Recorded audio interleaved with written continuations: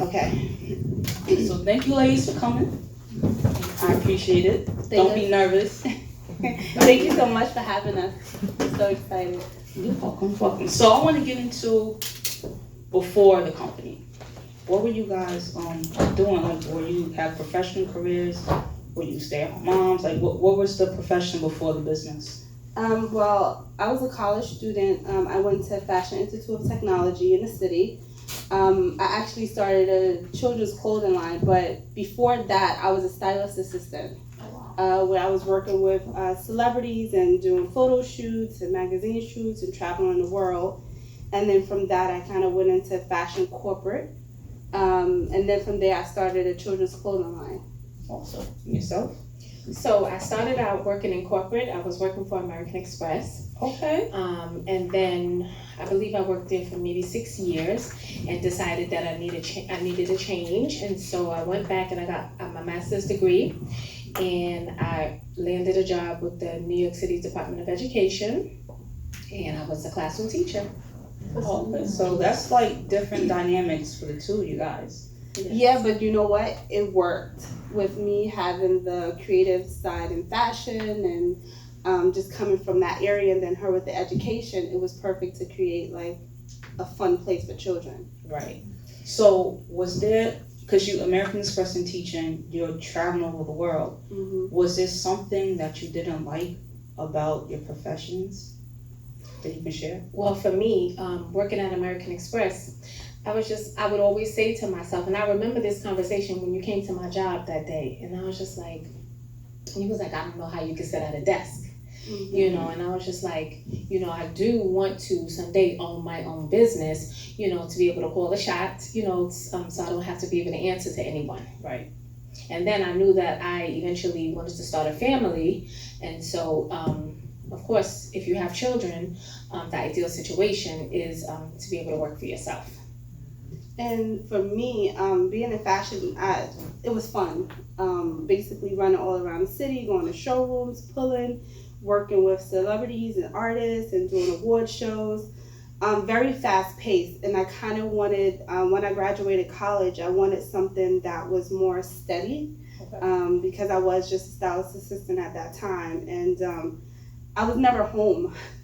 You know, one day I'm in LA, next day I'm in Chicago, the next day I'm traveling to London. So I kind of wanted more stability because I did want to become an entrepreneur and start my own business, and I kind of wanted the experience of corporate life. I definitely feel like when you start in the business, you want to work somewhere in corporate where it kind of help you with business, just to get your feet wet. So that's pretty much how I shifted, but I still did both a little bit at the same time before I did a full transition. Mm-hmm. So one thing I like to talk about is when you start a business, you want to solve a problem. So what was the problem that you recognized that made you create your brand? I didn't want to report to anyone but myself. But it was something that you saw that made you say, oh, we need to open up a kids spa salon. Like what was the problem y'all was solving to open that? So me being a mom of 2 children, a girl and a boy, life was just very overwhelming. And so, you know, to come up with the concept and just have an idea of a kids spa salon where you could service the moms, the dads, it's unisex, so it's for the boys and the girls, you know, kind of like a one-stop shop. Right. Where everybody can get everything done, because of course the daughter wants to be like mommy, you know, she wants to look like mommy, she wants to act like mommy, she wants to get everything that mommy does, she wants. And then the boy wants to make sure that he's groomed. Right. And so it's an ideal situation to have a kid's spa where everyone can get their needs met all in one shop, done. So being that you guys are cousins. Yes. So at what point did you say, okay, this is the problem, we need a one-stop shop, I'm tired of working, both wanted to be entrepreneurs. When do you guys say, okay, let's start? Well, it was about 6 years ago. Like Jataon said, at that time I didn't have any children. And so she kind of came to me and said, you know what, let's start a business together. So we always talked about for years starting a business together. And we were like, okay, well, what kind of business are we going to start? And so, like she just said, like she wanted to one-stop shop with both children. So she said, well, let's open up the Kids Salon. So we said, okay, that sounds like something. And so we met first before we developed a business plan, and we kind of brainstormed. And then I came up with the name Milk and Cookies. How, I have no idea, but that's just catchy. but that's just my like creative. I love being creative.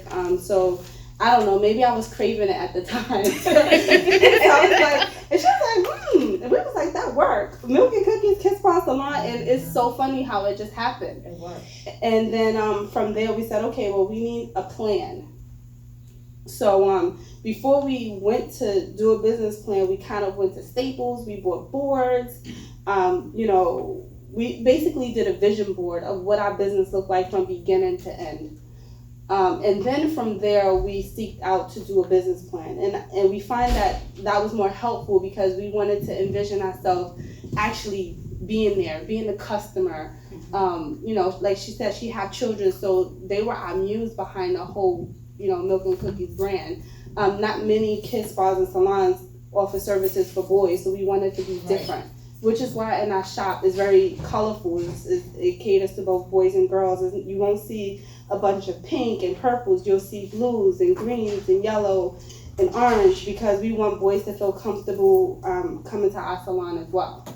And I think that it was also important in coming up with the name. We wanted to make sure that we could offer something for people to take home with them, the kids to enjoy, like the milk and the cookies.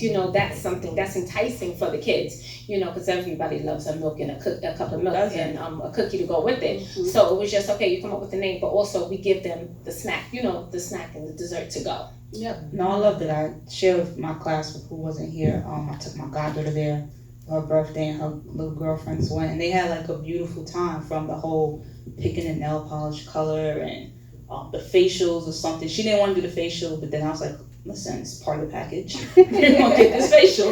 Right. But then when she did it, she was just like, oh, I had so much fun. Mm-hmm. And she wanted to come back again. So my question is, you said you have 2 children? Yes.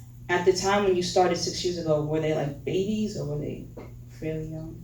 Younger. So my daughter must have been 3. Oh, right. 4, I'm sorry.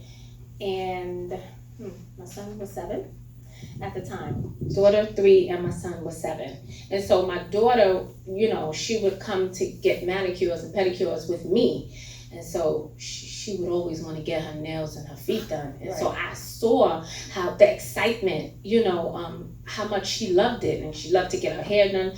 So it's really empowering. Yes. It is for a young girl. Yes. But I asked about your kids because I'm big on creating generational wealth. And I'm big on preaching that message. And seeing your kids, so being that young, they saw you through the process. Yes. So did you have them like help out? Like, package these nail polishes or, Yes. did you ask for ideas? Yes. That's your demographic? So, oftentimes, Tay and I would come up with things and we would run them past my son, for example, because he's the boy, to make sure that he felt comfortable. Is this something that you like or you're interested in? And also, I think it was not this summer in particular, but every other summer, like he comes, he works at the shop for a day, and I'll pay him something, and he's cleaning up, he's checking coats in and checking customers stuff in the back. He's serving milk and cookies, and actually, the customers, they enjoy, him, offering, okay, do you want a sugar cookie or a chocolate chip cookie? And so, they'll give him a gratuity, so it was one summer, we were going on vacation, and he's like, Mom, I do not want to go on all these vacations. I really need to go to work. I really need to make money.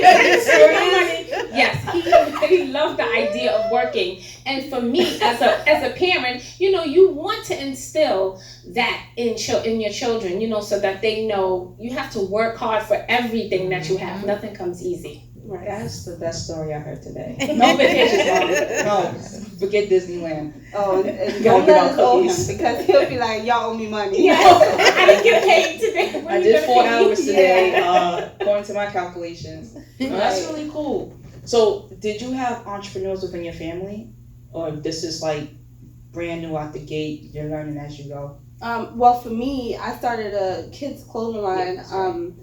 in 2010, which was very successful. It just was very costly to continue to produce because we actually did cut and sew. Oh, wow. So for me, I gained so much knowledge from actually starting the business. So it was pretty much, we kind of had a flow. We knew what we were doing. We knew how to start, how to end, what to do. So it was kind of pretty much not easy because this was a brick and mortar, so it was a little different. But the basics of it was pretty. So I want to get